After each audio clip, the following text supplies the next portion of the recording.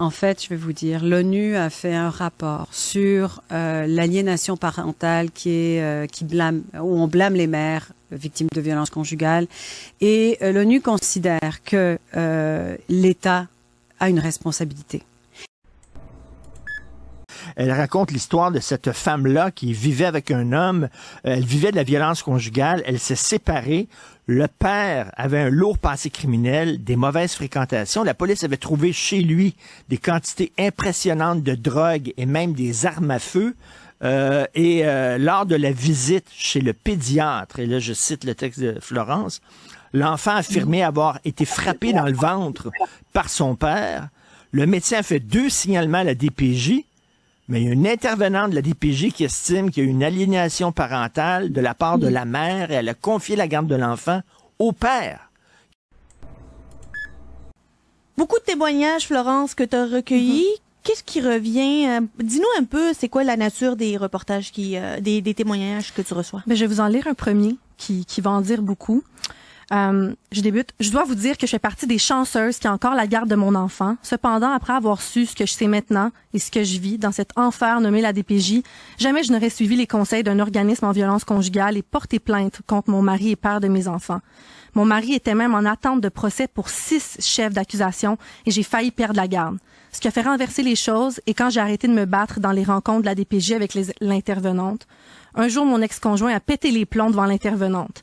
Mais malgré tout, en date d'aujourd'hui, je peux affirmer que jamais plus je vais contacter la DPJ ou même la police si une situation similaire se reproduit dans le futur. Et je vais pas non plus conseiller à quelqu'un d'autre de porter plainte et demander de l'aide. Donc, ce qui ressort, Yasmine, beaucoup de mères qui ont communiqué avec nous disent qu'avoir su, jamais elles auraient dénoncé. On est rendu là? On est rendu là. Alors, c'est la confiance envers la direction de la protection de la jeunesse, notre filet qui est supposé protéger les enfants. Oui. Qui est en train de s'étioler, voire disparaître. Tout à fait. Maître Asselineau, vous avez parlé des grands-parents, parce que là, on a parlé des mères, on a parlé des pères. Oui. Mais il y a des grands-parents aussi qui se font finalement amputer de leurs droits de grands-parents. Oui. Ouais, dans les témoignages qu'on a reçus, il y a des grands-parents qui sont très présents dans la vie de leurs petits-enfants, qui disaient avoir été interrogés par la DPJ. Et ces grands-parents-là disent avoir été témoins de gestes de violence du père. C'est fait dire par les petits-enfants qui avaient déjà eu des gestes à caractère sexuel. Donc, eux mentionnent faire leur devoir en disant la vérité à la DPJ. Et ils se font couper tout contact, eux aussi, pour cause d'aliénation. Je vous lis 2 courts bouts de témoignages de grands-parents qu'on a reçus à Cube. J'ai témoigné de la détresse de mes petits-enfants et on en a conclu que j'accentuais leurs craintes.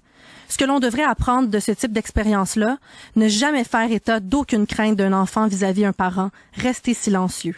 Si votre petit enfant vous confie un malaise, ne témoignez pas. Cachez la réalité pour se protéger vous-même et ne pas être accusé de délation, de dénonciation et finalement d'aliénation. Donc, on voit qu'il y a des grands-parents qui se font étiqueter aussi. Les grands-parents, parfois même sans être rencontrés, vont se faire écarter de la vie des enfants. Et c'est tellement important, les grands-parents. Mon Dieu. Faudrait pas dire ça à mes enfants par rapport à ma mère, les capoteraient. Et on se dit, mais c'est pas possible. Et là, du jour au lendemain, on va couper, par exemple, la mère ou le père et toute sa famille. La tante, les cousins. Tous les repères. Tous les repères. Tous les repères maternels ou paternels, dépendamment qui est la personne qui est aliénante. Alors, si la mère est aliénante, ses parents à elle sont aliénants, oui. ses frères et sœurs sont aliénants, ses neveux et nièces sont aliénants. Parce qu'ils doivent penser comme elle.